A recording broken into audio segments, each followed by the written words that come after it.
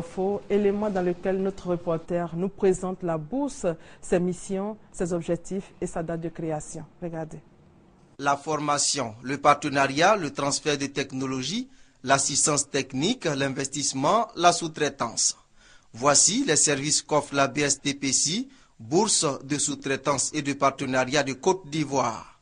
La BSTPC est une association à but non lucratif créée en mars 1997 après une concertation entre l'État, le secteur privé et les partenaires au développement. Sa mission, informer, documenter et assister les entreprises sur la potentialité de la sous-traitance. La sous-traitance est un contrat par lequel une entreprise, le donneur d'ordre, demande à une autre entreprise, le sous-traitant, de réaliser une partie de sa production ou des composants nécessaires à sa production.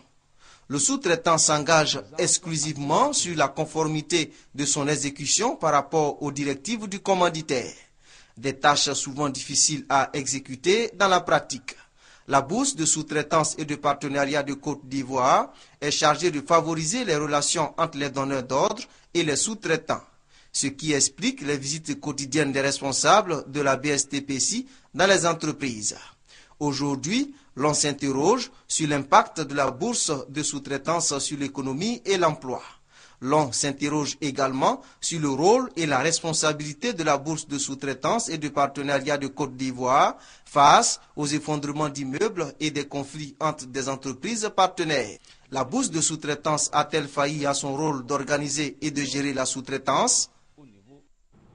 La question reste posée, des préoccupations soulevées dans ce reportage. Ce qui intéresse les Ivoiriens qui collent à l'actualité, monsieur le directeur, c'est le cas des immeubles qui se sont effondrés à Yopougon, Grand Bassam. Bref, monsieur le directeur général, la BSTP a-t-elle failli à ses missions?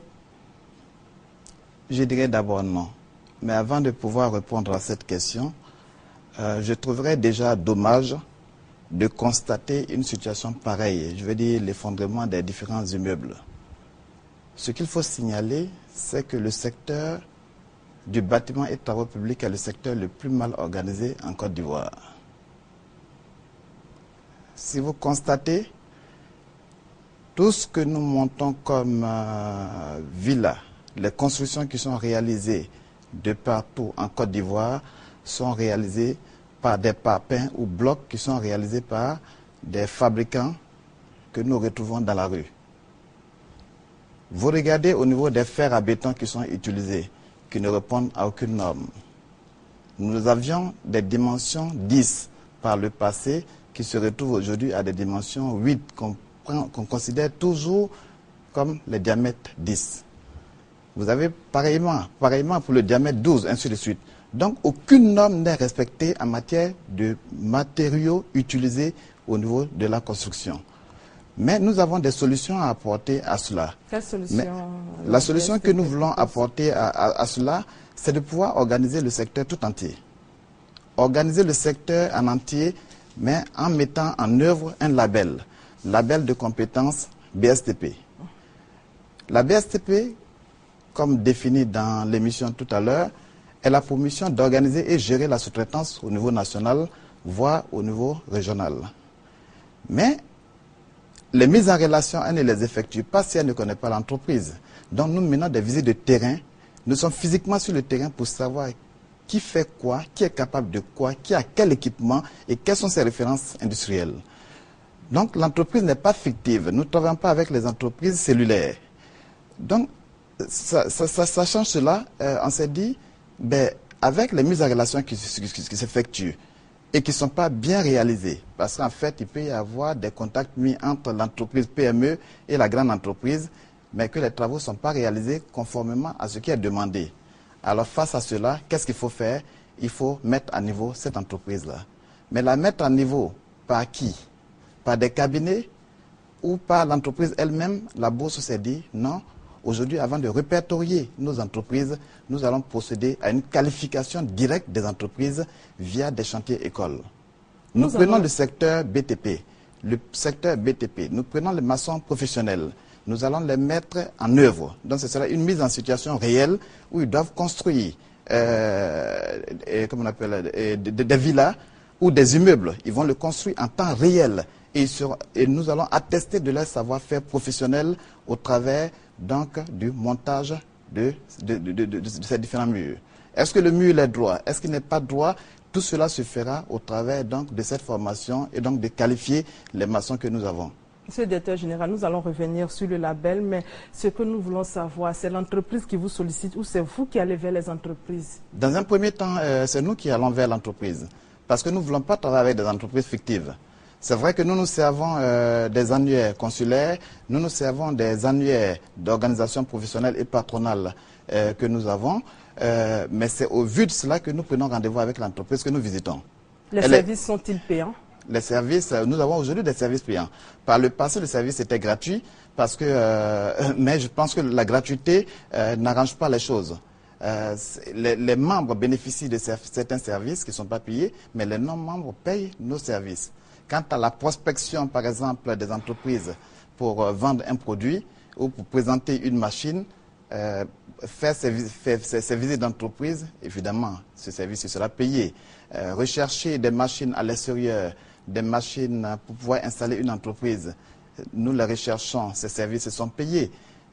Lorsqu'on recherche des informations techniques, des informations technologiques pour une entreprise donnée, ces services sont payés. Lorsqu'on doit assister techniquement une entreprise, ce qu'on a fait beaucoup dans la région, dans la sous-région, tous ces services-là sont payés. Votre champ d'action est vaste. Aujourd'hui, est-ce que la BSTP Côte d'Ivoire a les moyens de sa politique? Oui, elle a les moyens de sa politique. La BSTP se base principalement sur trois principes. Les hommes, dans un premier temps. Les hommes, je veux dire son personnel. Un personnel permanent, d'abord, qui est en charge l'identification des projets qui sont mis ensuite à la disposition des promoteurs pour s'installer à leur propre compte. Et lorsque ce personnel permanent n'arrive pas à faire face, comme on appelle, aux préoccupations demandées sur le terrain ou par rapport à notre cahier de charges, alors nous faisons appel à des experts externes. Experts externes qui peuvent être des experts nationaux, qui peuvent être des experts venant de l'étranger, ou même nous appuyer sur des cabinets au niveau de la Côte d'Ivoire pour répondre à ces différentes préoccupations. Mais de plus, il faut dire que la BSTP fait partie d'un sous-programme de la commission de l'UEMOA, le sous-programme numéro 1 de la composante 5 de la politique industrielle commune. Et donc cette politique, c'est la bourse de Côte d'Ivoire et du Sénégal qui aujourd'hui sont en train de mettre en œuvre cette politique. Nous sommes à la phase finale, puisque la première étape de cette phase, c'était de mener une étude de faisabilité au niveau des États membres de l'UEMOA pour faire un état des lieux de la sous-traitance dans les 8 pays. Une étude qui a été faite et qui a été validée par les 8 États. Ensuite, nous avons préparé une matrice d'action pour affirmer le fonctionnement des BSTP dans les 8 États, qui a été validé également via un financement de la commission de l'UEMOA. Et il reste la dernière étape, c'est la réunion du Conseil des ministres sectoriels au niveau de l'UEMOA pour valider cette matrice-là et qui donnera champ libre à la BSTP d'opérer de façon aisée quant à l'appui des PME. En entendant tout ça, monsieur le directeur, autre préoccupation soulevée dans le reportage de tout à l'heure, c'est l'impact des actions de la bourse de sous-traitance sur l'économie ivoirienne et sur l'emploi.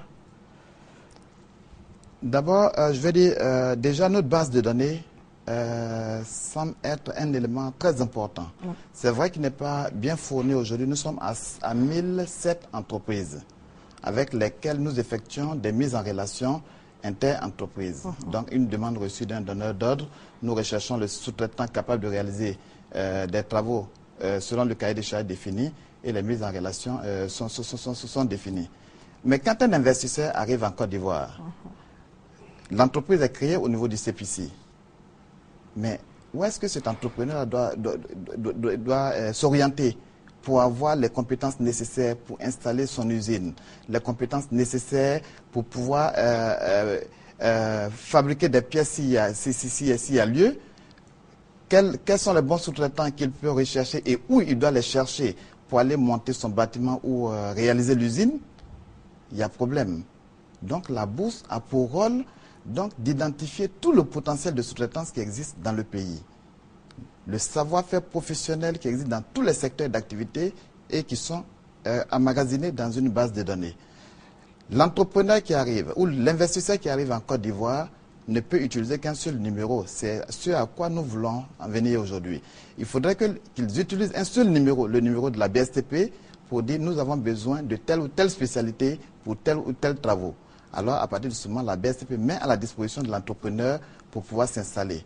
Les grandes entreprises qui existent déjà, nous savons qu'elles travaillent en flux tendu. Elles n'ont pas le temps de s'occuper des activités accessoires. Aller fabriquer des pièces parce qu'il y a une pièce qui est cassée, je dois automatiser ma ligne, parce que ceci, ou alors je dois rechercher des informations techniques par-ci ou par-là. L'entreprise n'a pas ce temps. Ce qu'elle veut, c'est son produit fini qui sort, le produit qui lui est propre. L'huile de palme, son savon, ou je ne sais pas, un autre produit qui peut sortir. Mais la machine tombe en panne. Immédiatement, il faut qu'elle appelle. Cette entreprise qui travaille en flux tendu n'a qu'à appeler la BSTP. Bon, écoute, j'ai besoin des sous-traitants qui peuvent me réaliser telle ou telle pièce. Donc, immédiatement, dans les 48 heures qui suivent, la BSTP doit être à même de mettre à la disposition de cet entrepreneur-là les compétences nécessaires pour la réalisation de son travail, conformément, bien entendu, de son cahier de charges. Quels sont déjà les projets initiés? Par rapport aux emplois, je vais dire, déjà par rapport aux emplois, je vais dire, comme on appelle, plus nous renforçons la capacité technique, la capacité technologique, la capacité financière des entreprises existantes, mieux nous créons des emplois. Parce qu'en favorisant l'accès au marché, plus une entreprise travaille et mieux elle embauche. Donc, on embauche plus en renforçant la capacité d'une entreprise, plus que de créer une nouvelle activité. Or, dans les missions de la BSTP, c'est-à-dire que nous jouons les deux rôles. Pendant les phases de recensement, nous identifions tout ce qui est faiblesse, tout ce qui est opportunité dans une entreprise, que nous les transformons en projets que nous appelons les projets clés à main, qui peuvent être mis à la disposition des promoteurs. Promoteurs donc utilisables pour un promoteur, même quelqu'un sorti de l'école qui veut s'installer à son propre compte, a au moins une idée de projet qui est déjà prêt, qui peut être utilisé par ces promoteurs pour s'installer avec nos conseils. Je prends un exemple simple.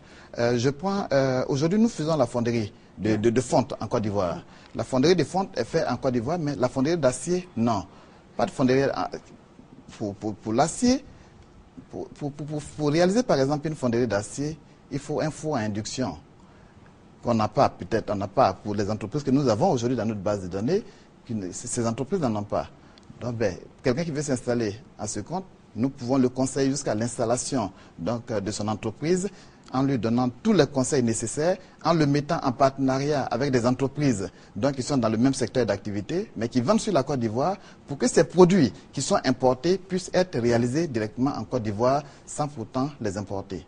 Les donneurs d'ordre aujourd'hui se disent « nous n'avons pas de compétences en Côte d'Ivoire ».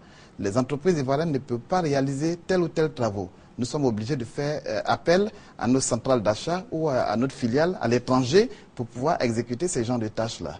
Mais sachant que la bourse est capable de leur présenter des entreprises susceptibles de réaliser ces travaux, mais elles peuvent les approcher.